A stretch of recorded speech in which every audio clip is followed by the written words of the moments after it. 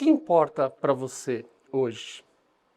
Pensa, mas não responde. Porque durante minha vida executiva, eu só respondia, sem pensar.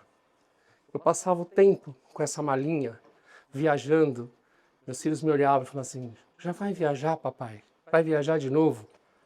Eu falava, vou, mas eu volto rápido. E a mamãe cuida de vocês. Pensava em promoção, em metas, pensava em como eu podia ser melhor do que antes e do que até os outros. Estava sempre pronto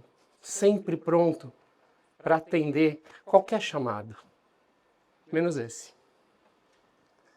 Veio esse chamado, um burnout, fibromialgia, artrite psoriática. Tudo quase que junto. Passei bom tempo no hospital, com médicos, e comecei a perceber que eu precisava de uma diferença que me movesse. E o médico falou assim, vai fazer alguma coisa diferente. E eu fui. Fui estudar neurociência para entender o que eu tinha tido, o que tinha acontecido com o meu cérebro. Eu fui fazer um curso de palhaço.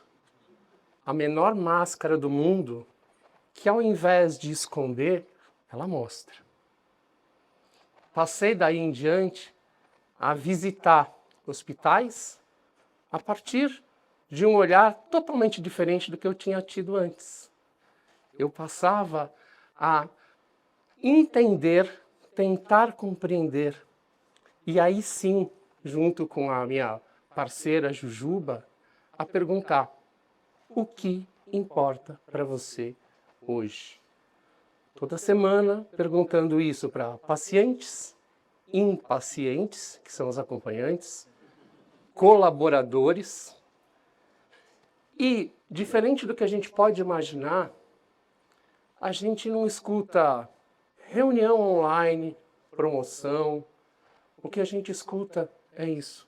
Família, Deus, filhos. O que a gente percebe são coisas que, basicamente, quando a gente está ocupado, a gente não presta atenção. E o que é mais interessante, quando a gente pergunta, próximo da finitude para as pessoas, o que importa para você hoje, elas não pedem para ver a escritura da sua casa na praia, elas não pedem para ver o documento de transferência do seu carro, elas não pedem para ver o imposto de renda, nem o diploma. Elas falam, eu gostaria de ter passado mais tempo com quem eu gosto. Eu precisaria entender o que e quem, quando eu me for, vai cuidar dos meus filhos, dos meus pais, dos meus pets, das minhas plantas. Quem vai cuidar? E a gente começou a perceber que o cuidado é o que gera a melhor recompensa.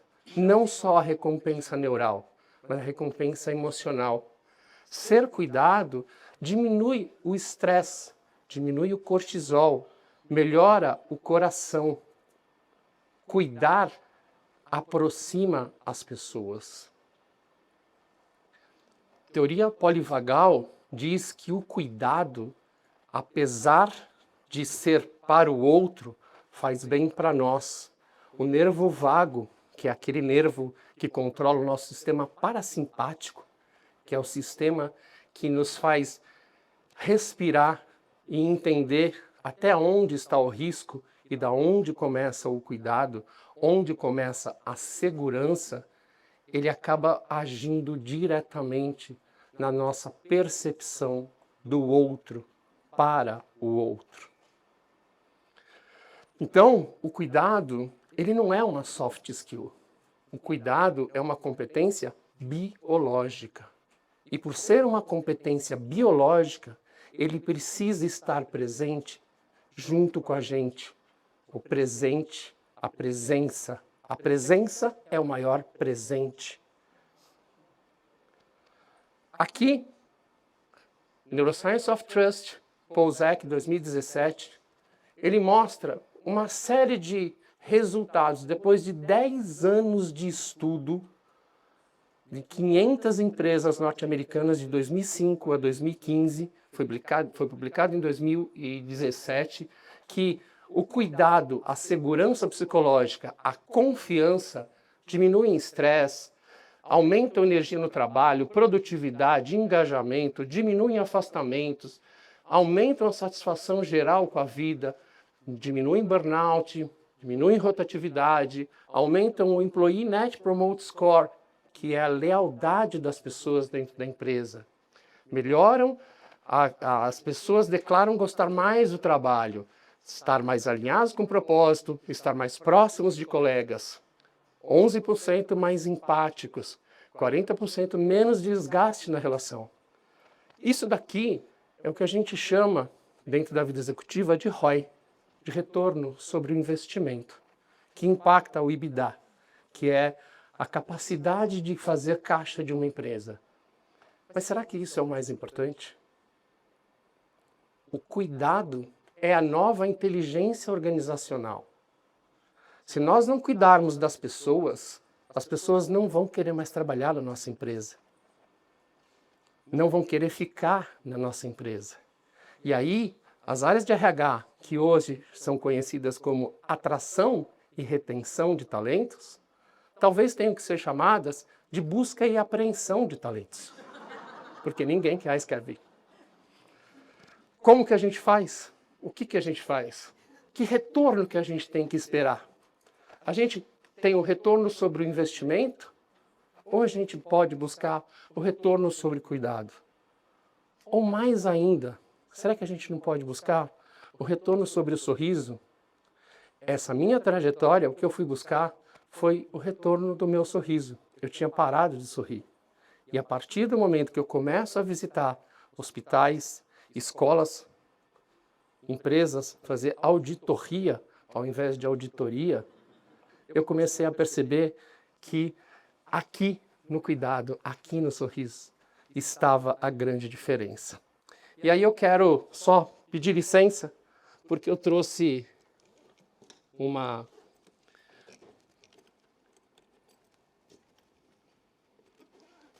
ajudinha aqui do meu avental e contar uma pequena história, não minha, mas do Netôncio, que é esse rapaz simpático que está aqui, que depois de muito tempo voltou a usar uma gravata, mais divertida do que as outras, né? Um dia, o Netôncio estava no hospital com a Trapícia, a parceira dele na época, e a Trapícia, a gente fez uma brincadeira num quarto de hospital, e a enfermeira ficou brava e falou assim, olha, você atrapalhou o meu atendimento. E reclamou para o meu chefe, para a minha chefe. Sim, palhaço também tem chefe. E como diz o Netôncio, chefe é igual nuvem. Quando some, o dia fica lindo. Pois bem, naquele dia eu falei assim, não vou mais, não é para mim. Estou atrapalhando ao invés de ajudar. E Trapícia falou, não, vamos tentar mais uma vez. Eu falei, bom, eu vou, mas é a última. E aí na semana seguinte, eu com o meu nariz, a menor máscara do mundo, bati na porta de um quarto, assim. Abri a porta devagarinho e ali estava uma menininha, mais ou menos uns 6 anos, sentadinha, um silêncio no quarto. Uma senhorinha sentada na poltrona e o pai lá na janela no celular. Essa menininha estava com a cabeça toda enfaixada, sentadinha, e um barulhinho fazendo assim. Um expurgador. Obviamente que para 2 palhaços, aquilo foi um prato cheio. Eu olho para a Trapícia e falo assim, Trapícia, foi você? E ela fala, eu não fui eu, foi você. E eu falo, eu também não.